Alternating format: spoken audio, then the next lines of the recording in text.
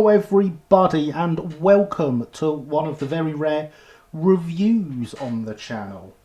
See, it's not often we do a review, but it's not often something comes out that is actually a new bit of London, Brighton and South Coast Railway stock. And yes, I do very much mean that. We are of course reviewing the generic four-wheelers from Hornby. I don't have any of the six-wheelers because they're not out in Brighton livery yet. Hopefully they will be one day. If anyone wants to lend me some to review, I certainly will. But in the meantime, we've got the four-wheelers in a very nicely applied LBSC livery.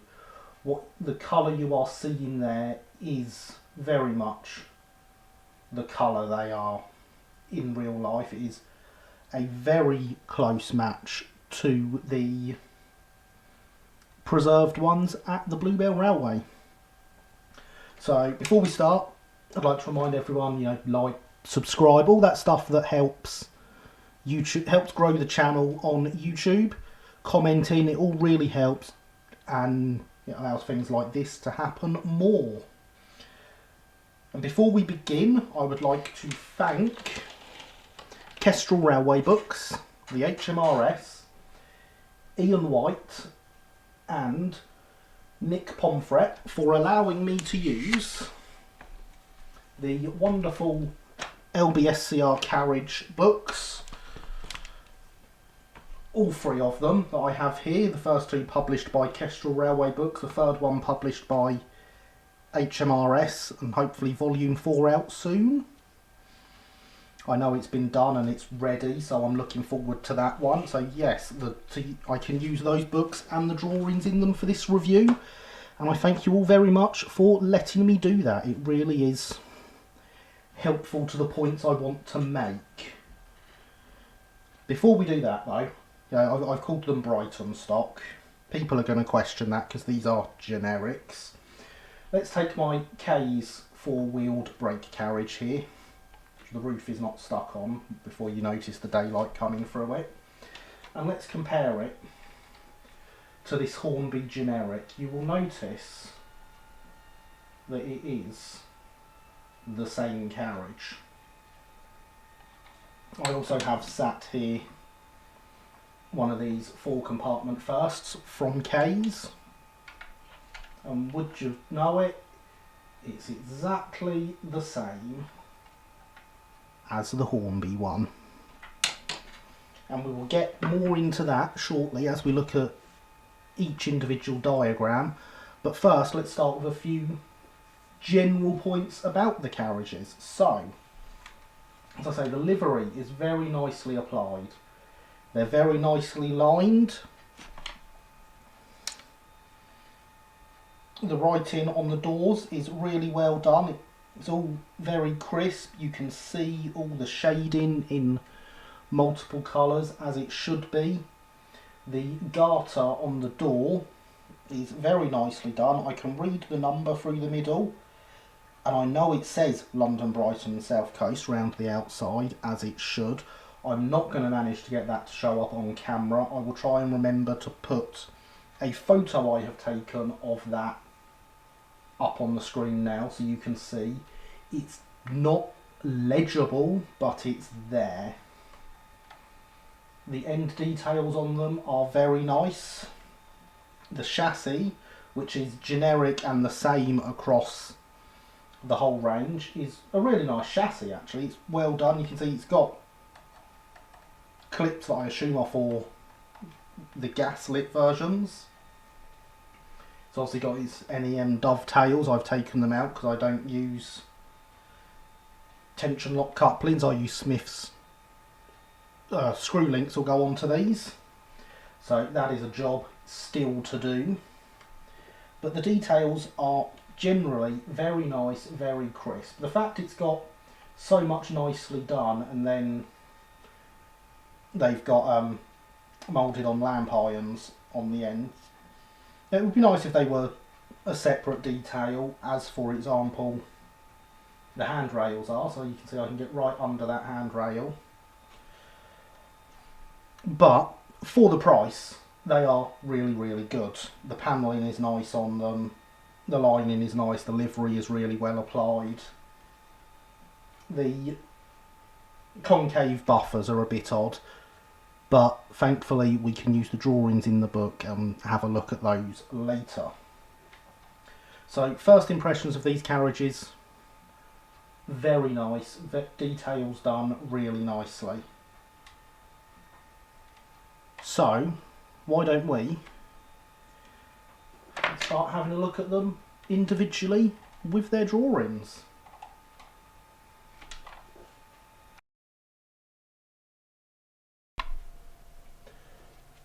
Okay, so let's have a look at the Hornby four-wheel brake third to start with. Now, Hornby have numbered this as per a Brighton Diagram 34 Suburban brake third, which features in Volume 1. It's on page 152 for anyone who has the book and wants to have a look. However, as I have permission to use the drawings for this video, I have photocopied the drawing off that page so that we can have a look and compare it to the carriage on here. And the first thing you will notice is that those are very similar. In fact, if I line it up actually over the carriage on the drawing, you will see that it is the right length, the right height, the lamps are in the right places. If I move it down slightly, you'll notice all the panelling and all the doors and all the windows are in the right places. If I put it over this end here, which obviously isn't as easy with the buffers, but you will see it matches the Stroudley profile brake end and the roof profile perfect. What we have here is an LBSC Diagram 34 brake third. It is slightly different to the drawing in that the drawing shows us the as-built condition with half lights rather than quarter lights and 8-spoked wheels on the original big wooden brake shoes that were not Westinghouse air brakes because it was before the Brighton fitted continuous brakes. So, differences here is that we have quarter lights rather than the half lights, although still only half height partitions in there. We have much smaller brakes because they are on a Westinghouse air brake. Now they would have got replaced with those later on in life, and these were rebuilt with quarter lights. In fact, some were built with quarter lights. And then Mansell wheels rather than the 9-spoke that they were built with. However, for those that have this book, there is a picture at the bottom of page 152 that shows a Diagram 34 brake. It has quarter lights. You can see through the windows just like you can there, and you can see that it does not have full height partitions. It also has Westinghouse air brakes and Mansell wheels, just like this one. That is number 1077. So this does very much match that exact prototype. It's a shame Hornby didn't go with that number. Now we have a look at some of the other details on the drawing. You will see the steps and the lamp irons on the end are again a match, as are the handrails. although the one on the roof is far too far back. It should in fact be just on the edge of the roof, hanging over slightly, allowing the lamplighter or whoever to climb up, and you can see it just hanging off the edge of the end on this side on drawing here. We are also missing a footboard that does only run from here to here. That is it for lower footboards on these. There is a footboard that runs across the bottom of the sole bar, and there is a footboard that runs across for the guard to get up and down. There is no second footboard at the height you would expect, which would obviously be about there across the axle boxes. And in fact, from the cover of the book, you can see on this first class carriage that there is no footboard down there still, although there is the one at the bottom of the sole bar. This could use with add-in on the Hornby ones. The Hornby ones include a footboard that you can put on. It's at a very odd position and is the same length as the carriage, whereas the ones these need is actually protrudes slightly over each end. So some black plastic card, and that will solve that. Something else that is different is the door handles, if my camera wants to focus. The grab handles are quite large on Stroudley vehicles, and they're quite distinctive, whereas these look very much like Great Western ones fitted backwards to me. However, for those that want to modify them, say those, you can get in behind those and they pop off quite easily, and they can be replaced with etched grab handles from Roxy Moulding. That's £2.50 for 60 of them, which is plenty, I assure you. And in fact, on one of my third class coaches I have already done. And if we compare that to the Bluebells first, you can see the grab handles there and there. She looks so much better for them. So that is a nice, simple, easy modification that can be done to make them that much more Stroudley. And honestly, the footboard down across the bottom there, the grab handles, and you've got a Stroudley carriage. They really are Stroudleys. So yes, lamps are in the right position, doors and windows are in the right position, lettering is great, the whole livery in general is great. The end is the right shape, everything is laid out properly. Lamp irons on this end, I don't believe they had. I've seen no evidence for that. But other than that, absolutely fantastic. Well done, Hornby. You've made a very nice LBSC brake third. It's not very generic, mind, but it's a great LBSC carriage. So let's move on to the next one and see if this continues. Right, so next we're going to have a look at the Hornby four-wheel first class carriage, which they have numbered on this model as a diagram 30 first class Suburban. So of course that once again appears in volume 1, which is the 4 and 6 wheel ordinary stock, so you'll see that one a lot. On page 147, however, once again I do have permission to use the drawing, so I have photocopied page 147, which is very nice in that it is just the drawing, so there was nothing for me to remove. And I'm sure you can already see the similarities here. So let's lay it on And you know what I'm going to say, don't you? As I lift it up, the ends are in the right place, the lamps are in the right place, it's the right height, the wheels are in the right place on the chassis. If we move it down, you can see we've got doors and windows and panelling all in the right place.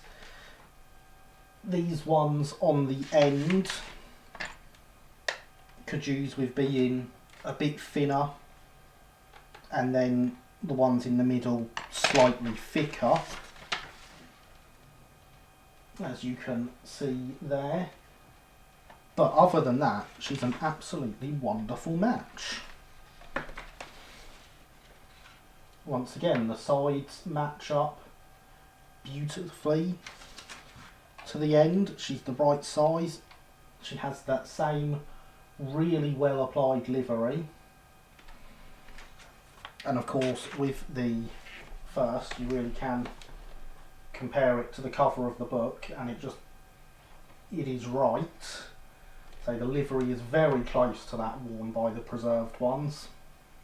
It's slightly darker, but of course that's got the sunlight shining straight onto it. If you compare it with the colour on the end, it's almost perfect.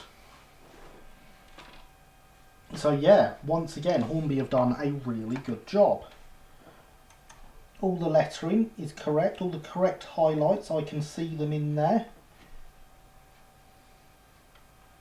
The same really well applied crest. So once again, all this needs to be a Brighton carriage is those grab handles from Roxy fitting. I say these really do come off really easily. You just get in behind them, which hopefully you can see there. I've just slid in straight behind the grab handle. You can grab it and they just pull out. They're not going to fall. I mean, generally the ones I've taken out, they're not going to fall out. I've heard some people say that the grab handles have just fallen out in the box still. None of mine have been that loose, but if they do, even better, because then they're not even on there for you to have to remove. You just have to stick the new ones on from Roxy Mouldings. Definitely recommend that. And of course it's just these buffers as well, but as I say, we'll get on to those. But they are fantastic. The underframe has all the same detail. The underframe is the same on all of these carriages. Since Hornby are not promoting them as LBSC carriages, I do not blame them for that in the slightest. But what they have done is made really good carriages. If we want to get pedantic on this, you'll see in the drawing here that we have 4 seats across, but the interior that Hornby have fitted only has 3. Now that's really pedantic, but it's about the only thing I could really find wrong with these, other than the fact that these should be slightly thinner and these should be slightly thicker. It really is a beautiful LBSC ready to run first class carriage. Now of course all the Suburbans that they've numbered them after don't actually have buffers. They are close coupled with a single central buffer. But they did all have mainline equivalents. I'm using the Suburban ones for this comparison purely because that is what Hornby have numbered them as. And of course on the Suburban ones you wouldn't have steps or a handrail up the end because they would be close coupled, and you know they really were close coupled. So you would have one and walk across. Just the steps up each end. But I'm not going to hold that against them since they have put buffers on. Which again is exactly what I would expect them to do. I wouldn't expect them to release the close coupled ones as a ready to run set, unless they were doing them as a set that came in one go. But that doesn't feel appropriate for what Hornby are trying to achieve with the word generic. So, let's move on and have a look at the third class carriage, shall we?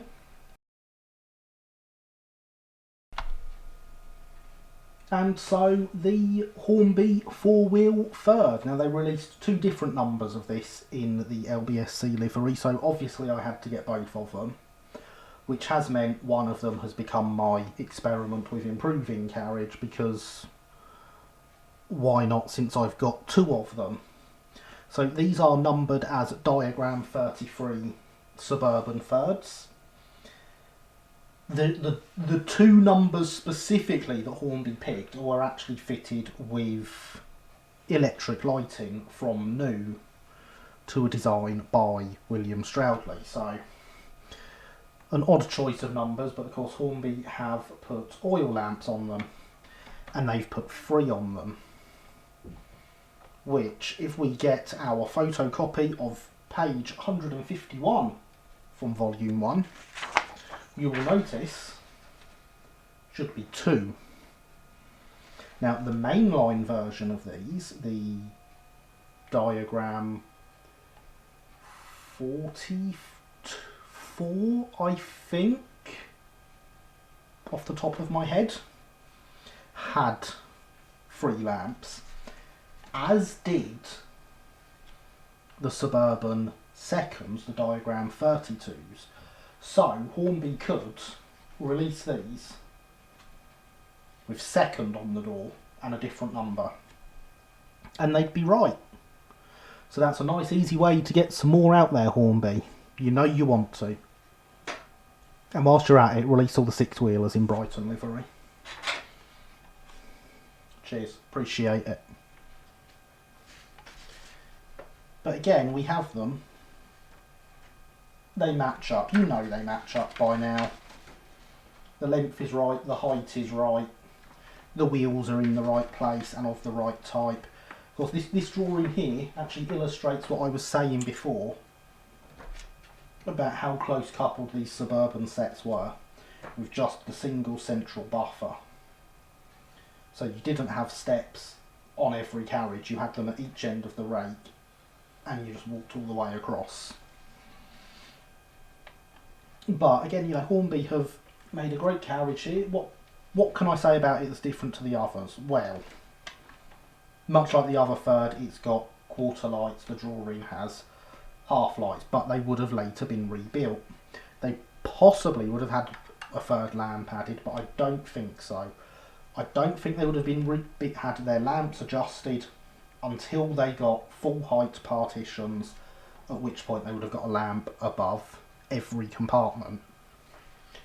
And I don't have any photos of these ones with quarter lights and no partitions.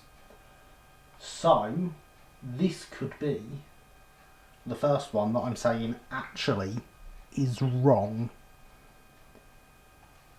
Unless it's the mainline variant. But of course, if you change the number, it is. If you leave the buffers on, it is. A lot of these Suburbans later did get converted for mainline use and received buffers. Possibly all of them, so I'm not actually holding the buffers against them there. On the Suburban services, the second class stayed as second class until 1909, by which time they would have had their partitions built up between the carriages, so it's not a down-rated second, although it could be, and that would explain the 3 lamps. As I've said before, the real thing these need is the grab rails doing.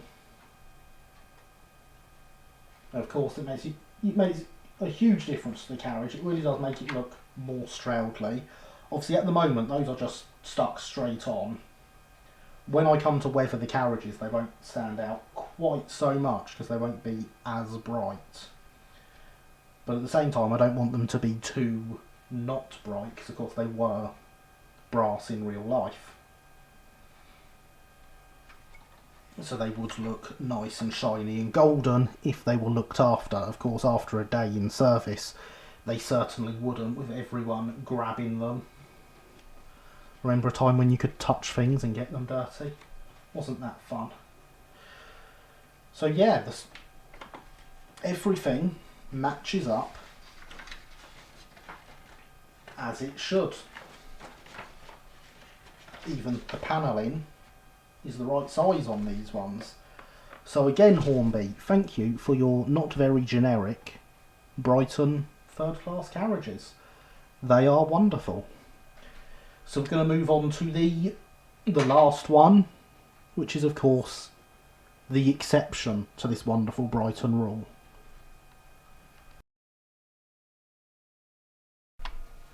So, the outlier of the bunch, the Hornby 4-wheel baggage brake, numbered up as a diagram 47/222, which is the thing it's closest to. Now, this drawing's come out of volume 2 of the Bible, as it is known round here.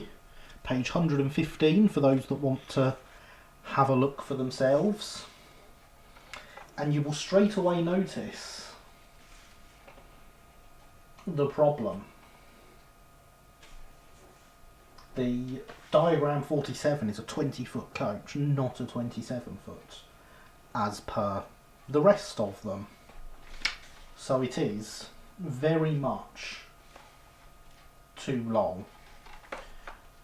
So you can see on the drawing for the original we have our double doors for the guard, 3 panels are double doors for the luggage, and 1 panel, what I call a 3+1 panelling. On the Hornby model we've got the double doors for the guard, then 5 panels, then the double doors for the baggage, and then 3. So rather than a 3+1, we've got a 5+3. Now I have measured all these. The doors are the right width. The panels are right. So for this body, you could take a saw to it, remove 2 panels from here, and 1 panel from here, and shorten the body down. And you would end up with a 27-foot body. If I hold that over there, and obviously once you get to the end of the 3 panels you've removed, you've got the right length. Yeah. That's one way to spoil the livery on your nice new carriage. We've also got an extra lamp on here. This uses the same roof as the brake third, which I understand why Hornby have done it. I understand why it's too long as well. It's all to save money and keep the costs down so that these can be put out for the good price that they are. Now, all 5 of these, including postage from Peter's Spares, cost me £142, which is really good for a rake of coaches. You'll pay more for the extra brass versions, and then you've got to build them and paint them. Which, for me, that's great. I love doing that sort of thing, but I could not get the lining done as well as Hornby have done it.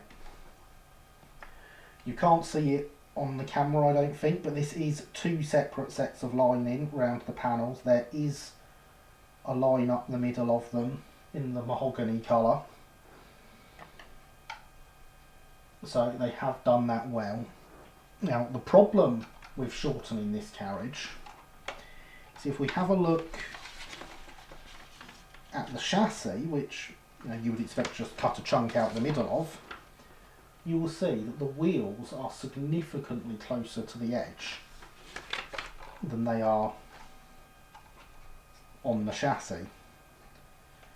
So you would have to cut a chunk out of here from the spring. You would basically end up removing from the spring right up to the right by the edge here on both sides, and a chunk from the middle. That's sounding a lot more daunting than just chopping it up now, isn't it? The chassis, not as easy a thing to adjust. So if we pretend we're going to leave it like this and we're happy that this is a diagram 47222,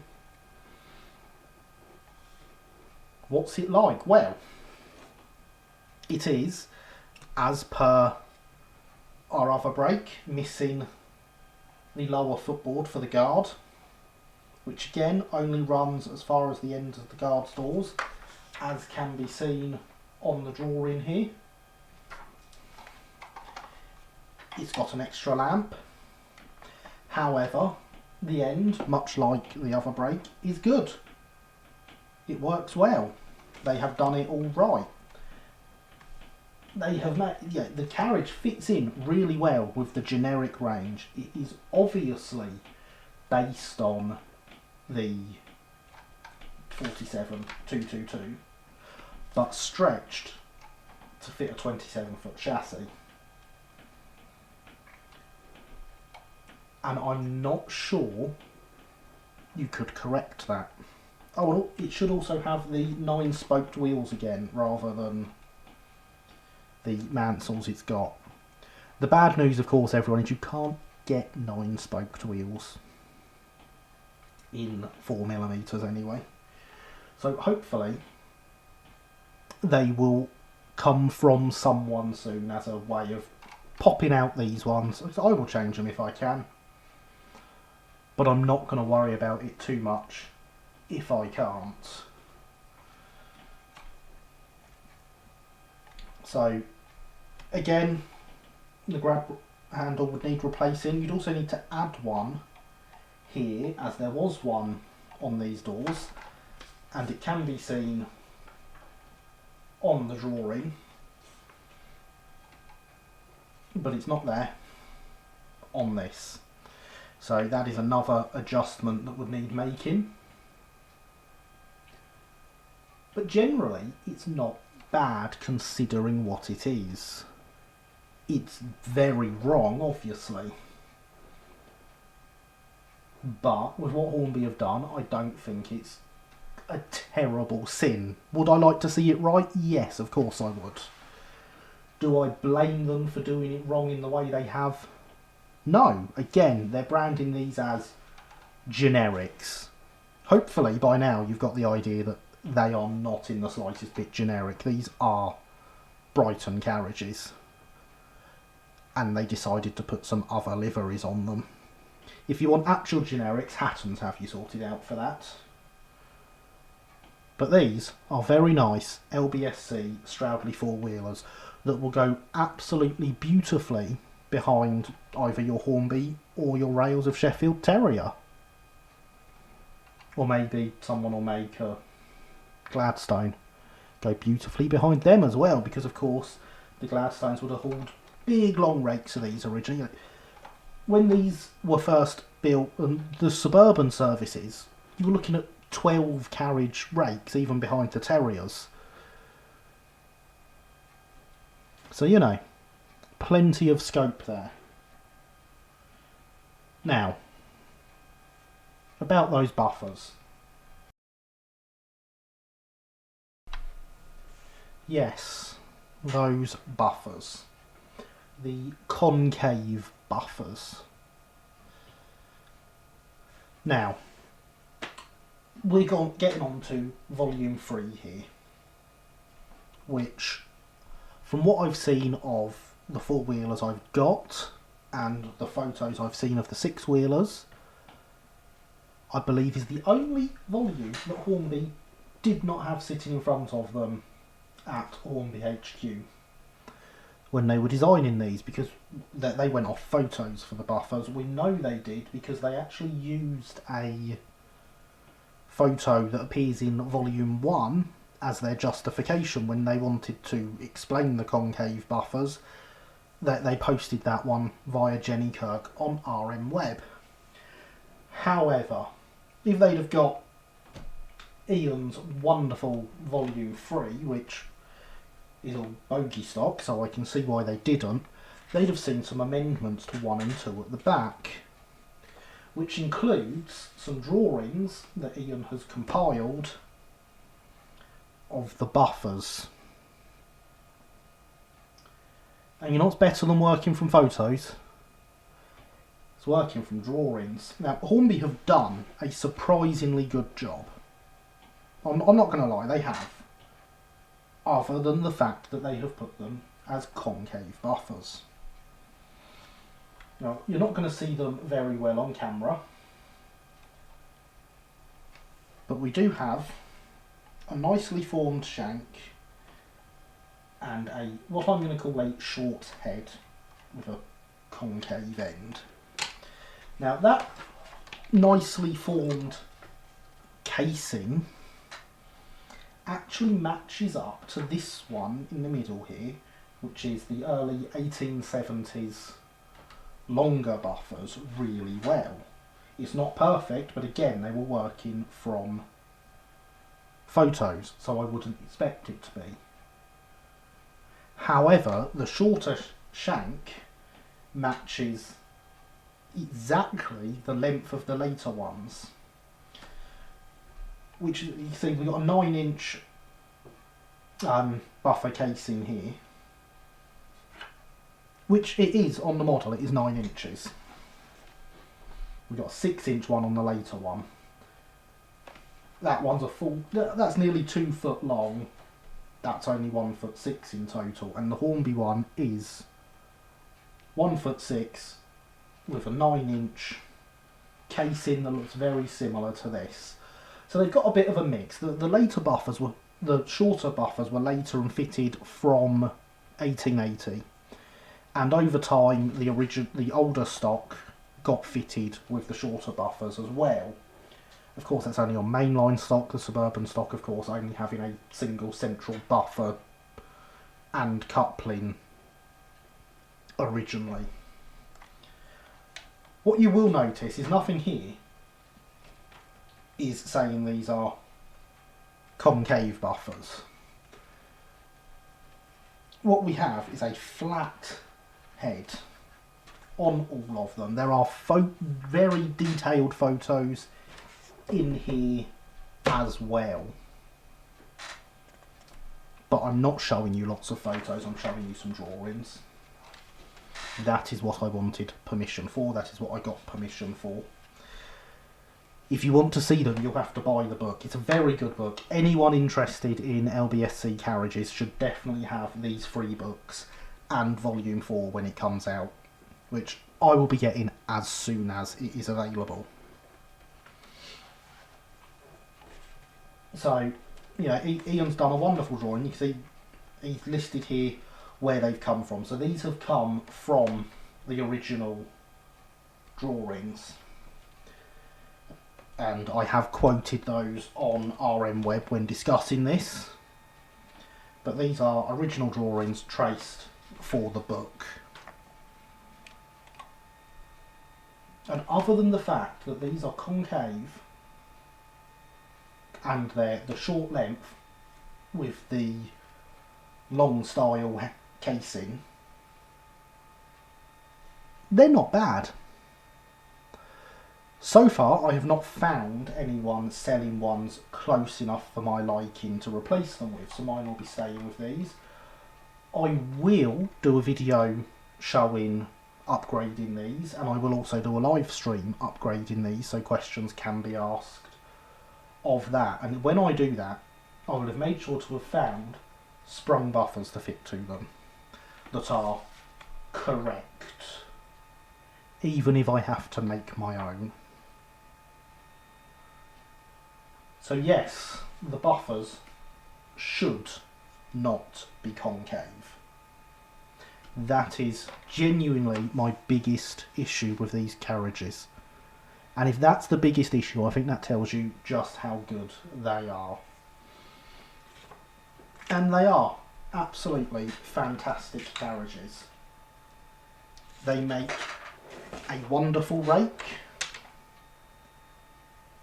They are extremely free rolling. There is essentially no force needed to make them move, which has come to my detriment as my workbench does have a very slight lean forwards. So I've always had to remember to put them this way. Otherwise they'd be straight off the edge. And it is the tiniest slope forwards. So yes, I'd like to congratulate Hornby on making such nice Brighton four-wheelers. I'm not sure about this word generic you're using, because these are not generic. If you want generic, go to Hatton's. If you want Brighton, go to Hornby. That's all there is to it. And please release the others in Brighton livery, Hornby. I will be buying them as soon as I can, and I will be reviewing them as well. If anyone wants to lend me a set to review, then I'll be happy to do so. Otherwise, you have to wait till they come out in Brighton livery. So again, if you've made it to the end, thank you for watching. I really do appreciate it. Please do remember to go down there, like, comment, subscribe, all the wonderful stuff that helps the channel. And we can do more of this. If this video does well, I'll do more reviews.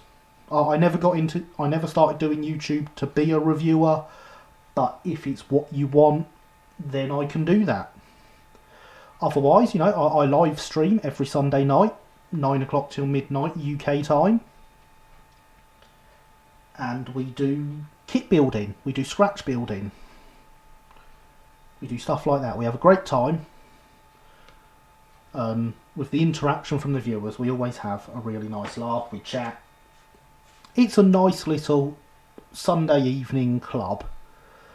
If you haven't been before, it'd be great to see you there.